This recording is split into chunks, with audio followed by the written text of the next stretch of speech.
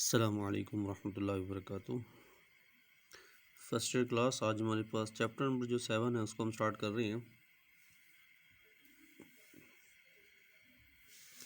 इसमें जो हमारे पास जो पहली चीज़ है वो हमारे पास है फैक्टोरियल।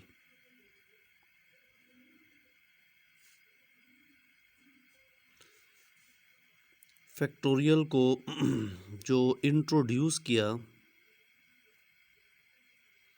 इंट्रो किया उसका नाम था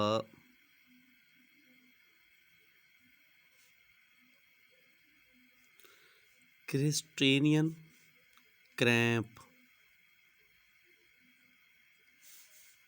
और इन्होंने इस चीज़ को इंट्रोड्यूस किया 1808 में, मतलब 1808 में इन्होंने इंट्रोड्यूस किया फैक्टोरियल को। फैक्टोरियल होता क्या है, ये आपने इंग्लिश में इस साइन को पढ़ा होगा। इसको हम कहते हैं एक्सक्लेमेशन मार्क। ये इस्तेमाल होता है दो जगहों पर, या तो इंतहा से ज़्यादा खुशी हो या फिर इंतहाई ज़्यादा दुख हो, तो तब इस साइन का इस्तेमाल किया जाता है। आज हम इसी चीज़ के बारे में ज़रा पढ़ रहे हैं, फैक्टोरियल होता क्या है जी। मिसाल के तौर पे ये किसी भी डिजिट के बाद आ सकता है फैक्टोरियल। हम कहेंगे 4 का फैक्टोरियल, तो फैक्टोरियल ऑफ 4 जो है ये क्या होगा, इससे मुराद ये होगा कि जिस डिजिट के बाद ये फैक्टोरियल लगा हुआ है, आपने उस डिजिट के बाद आने वाले जितने भी डिजिट हैं वो सारे मेंशन कर देने। लाइक आपके पास 4 है, ये तो जाहिर तौर पे दिखाई दे रहा है। 4 के बाद कौन से आएंगे, 4 से पहले पहले वो आपके पास 3 होगा, 3 के बाद आपके पास 2 होगा, 2 के बाद आपके पास 1 होगा। अब आप क्या करें, सिंपल इनको आपस में कैलकुलेट कर लें। मिसाल के तौर पे आप 4 को 3 के साथ ज़रब करेंगे तो आपके पास 12, 12 को 2 के साथ ज़रब करेंगे तो 24, 24 को 1 के साथ ज़रब करेंगे तो आपके पास यही 24 ही रह जाएगा। तो ये इसका जो है वो फैक्टोरियल फाइंड हो गया। सिंपल सा, बहुत ही आसान क्वेश्चन है। कोई सा भी आपके पास सवाल आ सकता है। मिसाल के तौर पे आपके पास आ जाए फैक्टोरियल ऑफ 8 एंड ओवर आपके पास 7 फैक्टोरियल, तो सिंपल सा क्वेश्चन है। अच्छा, एक और बात, ये तो मैंने इसको सारे को ओपन कर दिया है ना, तो इस बात को ज़रा समझिएगा। मेरे पास 8 का फैक्टोरियल है ना, 8 का फैक्टोरियल मैं इसको लिख सकता हूँ 8 multiply by 7 factorial dividing by भी 7 फैक्टोरियल। इसको स्टॉप भी कर सकते हैं आप। अगर इसको लेके जाएंगे 1 तक फिर तो आप कहीं फैक्टोरियल नहीं लगा सकते, लेकिन अगर आप 1 से पहले पहले कहीं स्टॉप करना चाहते हैं, उसके बाद आप जिस डिजिट पर आप स्टॉप करना चाहेंगे वहाँ आप फैक्टोरियल। मिसाल के तौर पर मेरे पास 9 का फैक्टोरियल है। इसका फैक्टोरियल है, मैं लिख सकता हूँ 9 8 7 6 5 4 3। मैं यहाँ फैक्टोरियल लगा देता हूँ, मैंने इसको स्टॉप कर दिया। बात समझ आ गई? मतलब आप एक से पहले किसी भी डिजिट पर रोकना चाहते हैं इसको, ठीक है, तो आप रोक सकते हैं, कोई मसला नहीं है। तो यहाँ मैंने 7 पर क्यों मैंने स्टॉप किया है, क्योंकि नीचे भी 7 का फैक्टोरियल था, इसलिए ये आपस में कैंसिल हो जाएंगे, आपके पास इसका आंसर आ जाएगा 8। ये सिंपल सा क्वेश्चन है, ठीक हो गया। कुछ हमारे सिलेबस के जो हैं वो सवाल हैं उनको ज़रा करते हैं। जैसे आपके पास 6 का फैक्टोरियल है और डिवाइडिंग बाय आपके पास है 3 का फैक्टोरियल, और फिर भी आपके पास है 3 का फैक्टोरियल। तो अब देखें, आप इस 6 के फैक्टोरियल को मेंशन कर सकते हैं 6 multiply by 5 multiply by 4 multiply by 3 factorial dividing by 3 factorial and 3 factorial.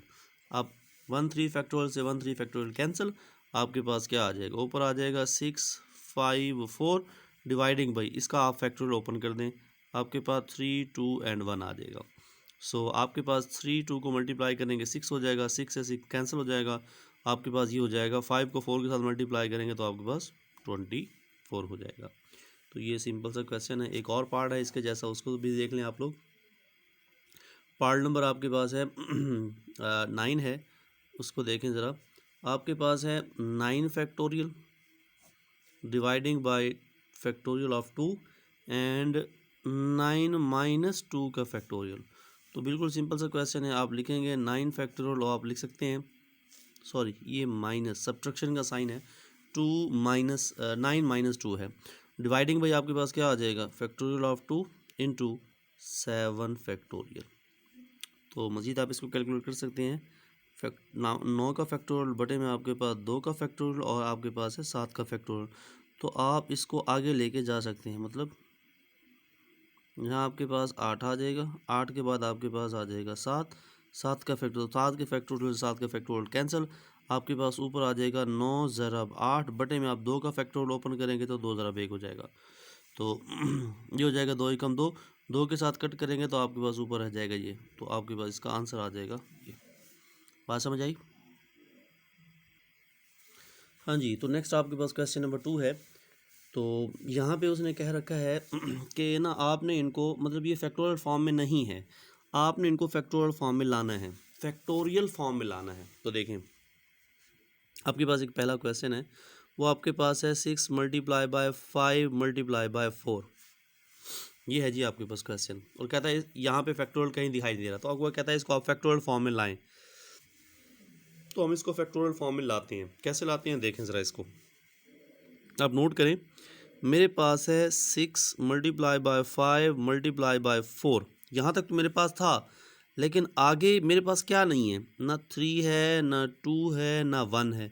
तो जो चीज़ मैंने ऊपर मल्टीप्लाई की है कंप्लीट करने के लिए, वो मैं नीचे नीचे भी ले आता हूँ। तो देखा जाए 1 1 से कैंसिल, 2 2 से कैंसिल, 3 3 से कैंसिल, हमारे पास वही 6 5 एंड 4 रह जाएगा। तो अब आप ऐसा करें, बजाय इसको कट करने के, अब जैसे अभी लास्ट टाइम हमने किया था, हमने लिखा था 4 का फैक्टोरियल, तो हम इसको कैसे लिखते थे, हम लिखते थे 4 उसके बाद 3 3 के बाद 2 2 के बाद 1, मतलब इसको 1 तक आप क्या करते थे, ओपन कर देते थे। तो अब आप इसको 1 से क्लोज करें, उससे पहले डिजिट तक, मतलब यहाँ 1 से लेकर 6 तक आएंगे तो ऊपर आपके पास किसका फैक्टोरियल बन जाएगा, 6 का, और नीचे आपके पास 1 से आप 3 तक आ जाएंगे तो आपके पास 3 का फैक्टोरियल बन जाएगा। ये हमारा क्वेश्चन हो गया फैक्टोरियल फॉर्म में। मतलब हमारे पास क्वेश्चन में कुछ वैल्यूज़ जो स्किप थी वो मैंने क्या की है, मल्टीप्लाई भी की और डिवाइड भी कर दी। लाइक एक और पार्ट देखें, आपके पास है 12 11 एंड 10। अब देखिए हमने इसको लेके कहाँ तक जाना है, हमने तो एंड तक लेके जाना है। तो मैं इसको क्या करूँगा, अब थोड़ा सा मज़ीद शॉर्टकट बता रहा हूँ, मज़ीद इसको मज़ीद आप 10 के बाद 9 फिर 8 फिर 7 फिर 6 फिर 5 फिर 4 फिर 3 फिर 2 फिर 1 तक लेके जाने के आप यूँ भी कर सकते हैं, 12 multiply by 11 multiply by 10 multiply by 9 factorial dividing by 9 factorial, क्योंकि 10 तक तो है ना, उसके बाद हम 9 का फैक्टोरियल लगा सकते हैं, 9 फिर उसके बाद 8, वो आ जाएगा, इसी के अंदर ही आ जाएगा। तो मज़ीद मैं इसको यहाँ नहीं स्टॉप करना चाहता, क्योंकि 9 से आगे तरतीब में कुछ और है पड़ा, तो इस वजह से मैं इसको 9 को कहाँ लेके आता हूँ, 12 के फैक्टोरियल तक, और बटे में आपके पास 9 का फैक्टोरियल आ जाएगा। तो ये फैक्टोरियल फॉर्म में कन्वर्ट हो गया। क्लियर हो गया?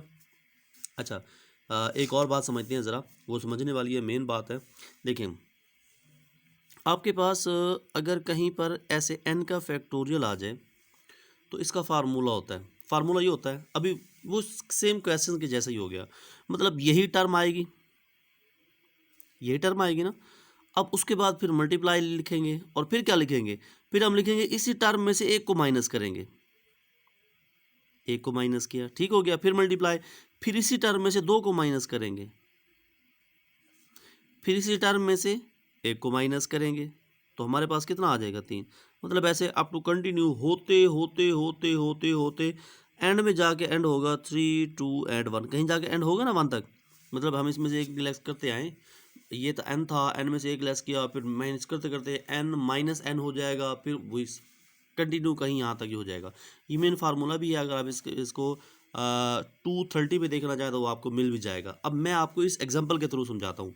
मिसाल के तौर पे मेरे पास 4 का फैक्टोरियल था, अब मैंने पहले वही n लिखा, मतलब वही हू बहू लिखा, किसको लिखूंगा, 4 को, उसके बाद ज़रब, फिर मैंने क्या किया, उसी n में से एक को नफ़ी किया, मतलब 4 में से एक नफ़ी किया तो जवाब क्या आएगा, 3। फिर मैंने उसी में से एक और नफ़ी किया, मतलब पहले एक नफ़ी किया था, अब 2 नफ़ी किया, तो अब 4 में से 2 नफ़ी करूँ तो क्या आ जाएगा, 2। फिर मैंने 3 नफ़ी किया, तो 4 में 3 नफ़ी करूँ, जवाब क्या आएगा, 1। मतलब हम क्या करते जाते हैं, जब हम अगले डिजिट पे जाते हैं तो मज़ीद हम 1 का इजाफा कर देते हैं, वो उसमें से सब्ट्रैक्ट कर लेते हैं। तो सेम अब ज़रा नोट करें, मेरे पास एक क्वेश्चन है, वो मेरे पास है n+2 फिर मल्टीप्लाई बाय n+1 फिर मेरे पास n है। अब ये मेरे पास एक पार्ट है और वो पार्ट नंबर है मेरे पास 8।